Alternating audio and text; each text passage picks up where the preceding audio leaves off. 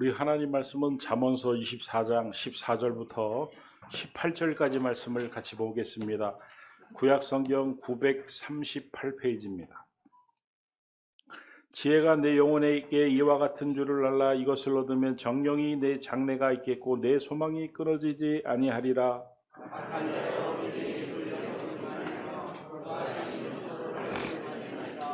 대저 의인은 7번 넘어질지라도 다시 일어나려니와 악인은 재앙으로 말미암아 엎드러지느니라.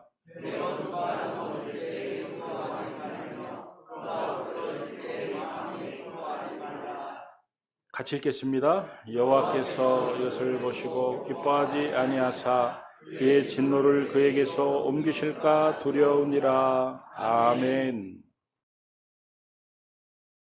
할렐루야. 우리 할렐루야 성가대의 찬양은 언제 들어도 감동이고 은혜고 애써주셔서 늘 감사드립니다.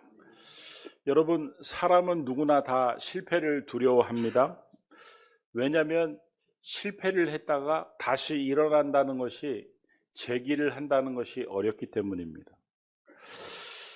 우리가 이렇게 주변의 사람들을 봐도 실패를 했다가 재기했다는 사람들이 많지가 않은 게 또 그 이유이기도 합니다. 잠언서 24장 16절 말씀을 보면은 실패한 사람의 이야기가 나옵니다. 그런데 또 이 실패한 사람이 재기할 수 있는 그 비결도 나오기 때문에 오늘 이 말씀을 듣고 내 삶에 왜 이렇게 어려움이 찾아왔는지, 또 그 어려움을 어떻게 극복해 나갈 수 있는지 하나님이 가르쳐 주시는 영적인 진리를 발견하고 행복한 시간들이 될 수 있길 주의 이름으로 축원합니다. 아멘. 여러분, 3번을 보십시오. 그 말씀을 보면은 3번에 뭐라고 되어 있습니까? 넘어질지라도, 이게 실패한다는 거죠. 실패한다는 겁니다. 그러면 4번에 보니까 뭐라고 되어 있습니까? 다시 일어나려니와, 이거는 재기한다는 거죠. 넘어졌지만, 실패했지만 다시 일어난다, 재기한다, 이런 뜻입니다. 자, 그런데 여러분, 인생을 살다가 한 번만 실패해도 너무너무 힘든데 2번을 보니까 몇 번 넘어집니까? 7번 넘어집니다. 이 7이라는 숫자는 히브리 사람들이 사용할 때는요, 하나, 둘, 셋, 넷, 다섯, 여섯, 일곱 이렇게 사용하는 것이 아니라 하나님의 수, 완전수라고 합니다. 그러니까 7번이라는 뜻은 완전하게, 넘어졌다는 것은 실패했다는 것이죠. 그러니까 이렇게 완전하게 실패를 했는데 재기한 사람이 있어요. 다시 일어난 사람이 있어요. 그게 뭐냐면 1번입니다. 1번은 뭐라고 되어 있습니까? 대저 의인은 이렇게 되어 있습니다. 아니, 도대체 의인이 어떤 사람이기에 완벽하게 실패를 했는데도 재기를 할 수 있다는 말인가? 여러분, 오늘 이 성경 구절 안에서 다시 일어나려니와 라는 표현을 통해서 하나님은 자녀인 우리가 실패한 채로 계속 있는 것을 원치 않으신다는 사실을 우리가 알 수가 있습니다. 우리가 다시 일어나는 것을 좋아하고 성공하는 것을 좋아하고 실패했더라도 재기하는 것을 좋아하십니다. 왜냐하면 하나님은 우리를 사랑하시고 우리의 아버지가 되기 때문입니다. 아멘. 여러분, 자녀가 잘 되기를 바라는 것은 부모의 일반적인 마음입니다. 자녀가 실패를 했는데 실패한 채로 그대로 있는 것을 바라는 부모가 어디 있습니까? 실패했을지라도 재기하기를 바라고, 실패했을지라도 다시 일어나기를 원한다, 이런 말씀이에요. 자, 그러면서 실패를 딛고 성공자가 되는, 다시 일어나는, 재기할 수 있는 지혜를 하나님이 가르쳐 주시는데 그 지혜가 어디에 나오냐면 17절에 나오죠. 17절에 보면은 이렇게 되어 있습니다. 내 원수가 넘어질 때에 즐거워하지 말며 그가 엎드러질 때에 마음에 기뻐하지 말라. 내 원수가 누굽니까? 원수가 누굽니까? 여러분들 주변에 원수가 어떤 사람입니까? 왼수. 집에 있는 사람은 생각하지 마시고, 보통 사람들은요, 내가 미워하는 사람, 평소에 얄미웠던 사람, 평소에 내 앞에서 자랑을 늘어놓는 사람, 질투심을 유발했던 사람, 나는 너무 사는 게 힘든데 막 별로 좋아하지 않는 사람이 점점점 좀 더 잘 살 때, 그러면 나도 모르게 시기하게 됩니다. 질투하게 됩니다. 그 사람이 하는 말이나 행동이요, 마음에 안 듭니다. 그래가지고 잘 됐으면 좋겠다라는 마음보다는 그냥 못 됐으면 좋겠다. 실패했으면 좋겠다. 망했으면 좋겠다. 아주 나처럼 힘들게 살았으면 좋겠다. 여러분, 그런 사람들이 원수입니다. 그러다가 진짜로 그 원수가 잘못되면은 겉으로는 아이고 집사님 어떻게 이런 일이 생겨서 어떻게 기도할게 하면서 속으로는 아이고 고소하다, 쌤통이다, 너도 이제 고통을 알겠지. 여러분, 이게 원수입니다. 그런데 내 원수가 넘어질 때에 즐거워하지 말며, 그가 또 누구예요? 원수죠. 원수가 엎드러질 때에 마음에 기뻐하지 말래요. 어떤 사람은요, 의인은, 믿음 있는 사람은 그렇게 하면 안 된다는 거예요. 왜냐하면 그 이유가 뭡니까? 18절에 보니까 여호와께서 그것을 보시고, 우리가 원수가 넘어진 것을, 원수가 잘 안 되는 것을 마음속에 아이고 고소하다, 아이고 쌤통이다, 그렇게 즐거워하고 기뻐하는 것을 보시는 분이 계시는데 누구라고요? 여호와께서, 하나님이 보신다는 거예요. 그리고 3번이 체크가 안 되어 있나요? 이것을 보시고 3번에 뭐라고 되어 있습니까?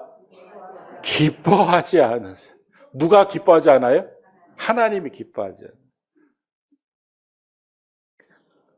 더 무서운 것은 그 바로 다음 절에 뭐라고 표현되어 있습니까?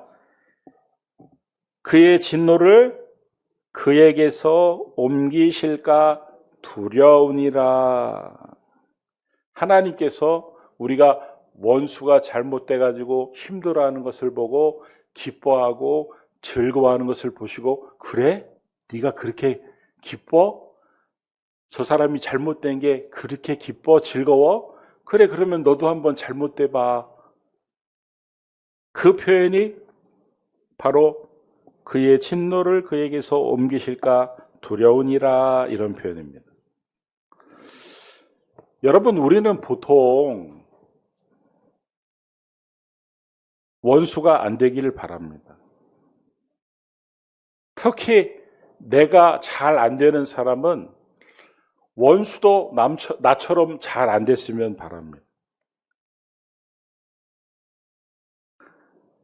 특히 내가 실패한 사람은요, 원수도 좀 실패했으면, 솔직히 나보다 더 실패했으면 좋겠어.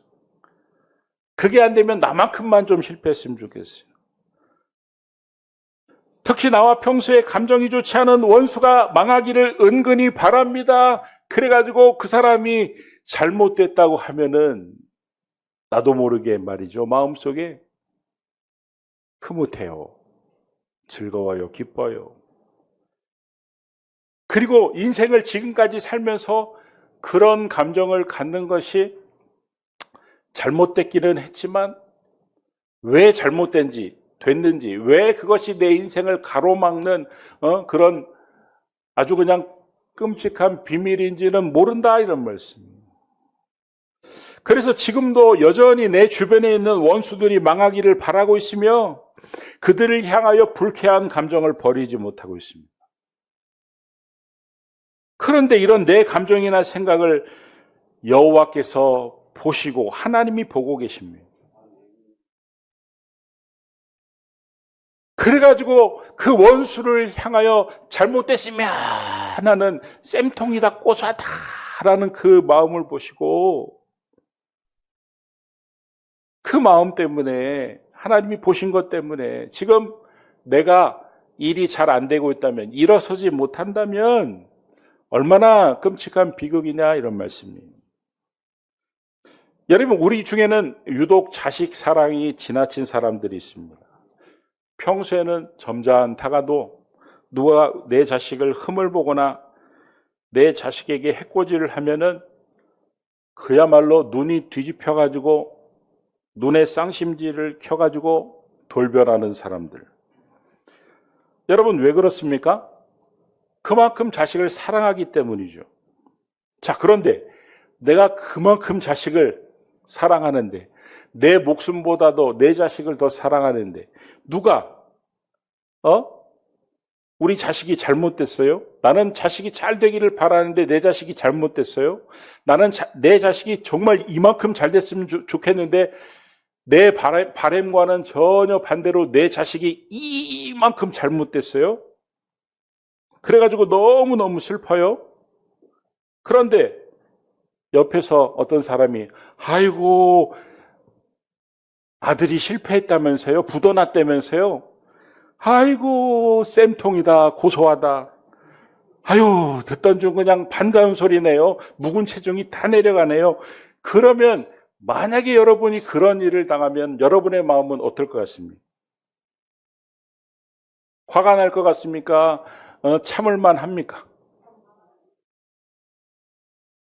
제가 보니까 열받아가지고 화가 막 머리끝까지 날 사람들은 많이 보이는데 참을 수 있는 사람은 제가 이렇게 보니까 거의 한 명도 없는 것 같네요. 화만 낼 겁니까? 아니면 욕도 할 겁니까? 솔직하게 얘기해 보세요. 욕도 하고 저주도 할 겁니다.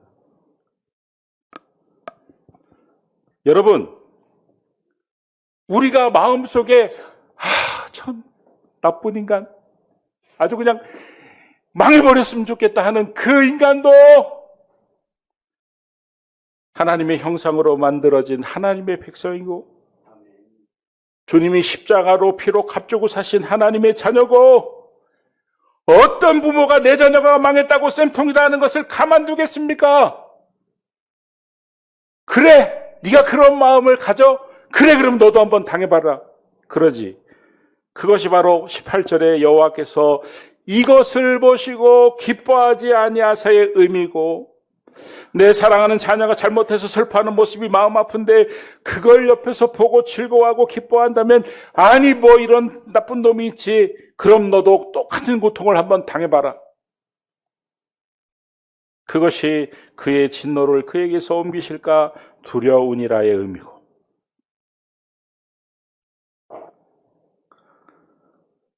여러분 반대로 내 자녀가 정말 안 됐어요. 실패했어요.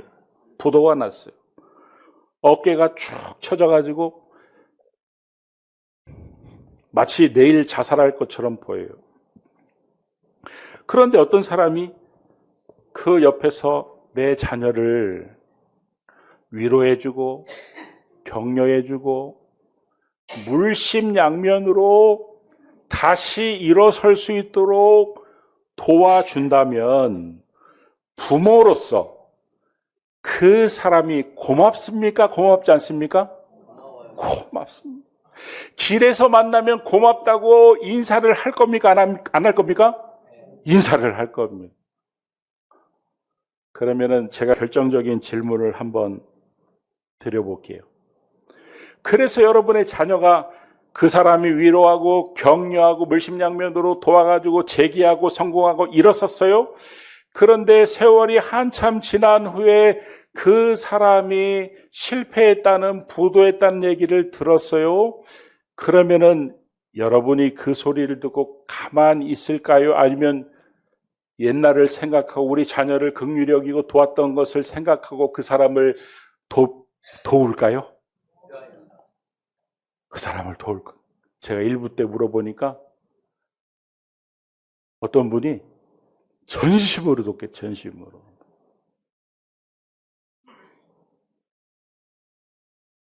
여러분, 참 이론적으로는 가슴에 와닿지 않는 얘기죠. 아니, 어떻게 원수가, 어떻게 내 속을 뒤집어 놓는 그 사람이 잘 되기를 바라는 사람이 어디 있어요? 못 되기를 바라지. 근데 그 원수가 잘못됐을 때 내가 기뻐하면, 내가 즐거워하면 하나님이 그것을 보시고 기뻐하지 않아요. 그러나 반대로 정말 내 마음에 들지 않는 사람이지만 어떻게든 도와주려고 하고 위로하고 격려하고, 그러면 또 그걸 누가 보세요? 하나님이 보시고, 내가 똑같은 어려움에 처했을 때 하나님이 옛날 일을 기억하사 그가 재기할 수 있도록, 그가 실패한 것에서 일어날 수 있도록 은혜를 베풀어 주시고 도와주신다는 사실을 기억할 수 있게 되길 주의 이름으로 축원합니다. 아멘. 그러니까 우리는 다른 사람의 실패를 즐겨서는 안 돼요. 잠언서 24장 17절 말씀을 보면은 내 원수가 넘어질 때 즐거워하지 말며, 지금까지 인생을 살면서 어떻게 보면 원수가 넘어지는 것을 즐거워했을 거예요. 고소하다, 쌤통이다. 나보다 좀 못했으면 좋겠다. 나도 실패했는데 너도 좀 실패했으면 좋겠다. 그런 마음을 가졌을지 몰라요. 그가 엎드러질 때 마음에 기뻐하지 말라. 그 사람이, 그 원수가 실패하면은 마음속으로 기뻐했을지 몰라요. 그런데 이제는 그렇게 하지 말라. 이제는 그렇게 하면 안 된다. 몰랐을 때는 그렇게 했지만 오늘 하나님이, 여호와께서 그것을 보시고, 하나님이 보시기 때문에 이제는 그렇게 하면 안 돼요. 그러면 어떻게 해야 됩니까? 거꾸로 해야 됩니다. 즐거워하지 말며, 즐거워하지 말라는 말이 뭐예요? 안타까워해야 돼. 마음에 아파해야 돼요. 기뻐하지 말라는 말이 무슨 말이에요? 슬퍼하라는 거. 그러면 그걸 누가 보세요? 하나님이 보세요. 하나님이 보세요. 그리고 여러분들이 실패했을 때 다시 일어설 수 있는 하나님이 은혜를 주십니다. 그러므로 실패하는 자를 붙들고 위로하는 그 자리는 단순한 자리가 아닙니다. 하나님이 보시는 자리입니다. 하나님께서 우리가 실패했을 때 다시 일어날 수 있는 능력을 받는 자리인 것을 기억할 수 있게 되길 주의 이름으로 축원합니다. 아멘. 대답을 해보세요.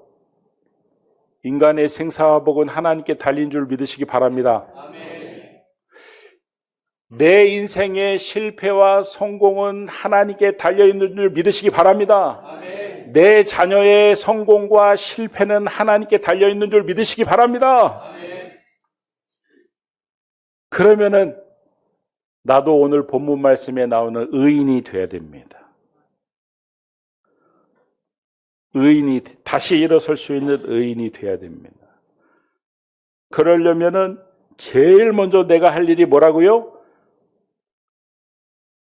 지금까지는 다른 사람의 아픔을 즐기는 나쁜 버릇이 있었어요. 남들한테 공개는 하지 않았지만 내 양심 속에 나한테 잘하는 사람이 잘 되기를 바라는 거는요, 누구나 품는 마음입니다. 그런데 원수가 잘 되기를 바라는 마음은요, 아무나 품을 수 없는 마음입니다. 그러니까 우리 마음속에 우리가 잘 되기를 바란다면, 내가 잘 되기를 바라고 내 자녀가 잘 되기를 바란다면 제일 먼저 버려야 될 게 뭡니까? 다른 사람이 나보다 못됐으면, 다른 사람이 나보다 못 살았으면, 다른 사람이 나보다 잘 되지 않았으면 하는 마음을 먼저 버려야 돼요. 할렐루야. 로마서 12장 20절 말씀을 보니까 내 원수가 줄이거든 먹이고 목마르거든 마시게 하라. 여러분, 이 말은요, 미운 놈에게 떡 하나 더 주라는 말이 아닙니다. 믿지 않는 세상 사람들과 믿는 사람들이 똑같아서는 안 된다는 말입니다. 원수가 줄일 때 먹이라는 말은, 원수가 목마를 때 마시게 하라는 말은, 원수가 넘어졌을 때, 엎드러졌을 때 가까이 가라는 말입니다. 일으켜주는 사람이 되라는 말입니다. 아무나 할 수 없는 일이기 때문에 하나님이 그 모습을 기뻐하시고 내가 넘어질 때 일어설 수 있는 은혜를 베풀어 주신다는 말씀인 것입니다.